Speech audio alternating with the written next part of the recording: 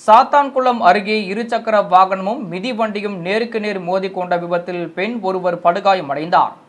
தூத்துக்குடி மாவட்டம் சாத்தான்குளத்தை அடுத்த முதலூரை சேர்ந்த உச்சிமா காளி என்பவர் அதே பகுதியில் உள்ள சர்ச்சில் துப்புரவு பணியாளராக பணிபுரிந்து வருகிறார்.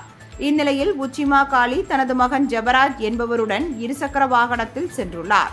முதலூர் அருகே சென்று கொண்டிருந்த போது எதிரே தாமஸ் என்பவர் ஓட்டி வந்த மிதிவண்டி எதிர்பாராத விதமாக இருசக்கர வாகனத்தின் மீது மோதியது. இதில் தூக்கி வீசப்பட்ட உச்சிமா காளி படுகாயமடைந்தார்.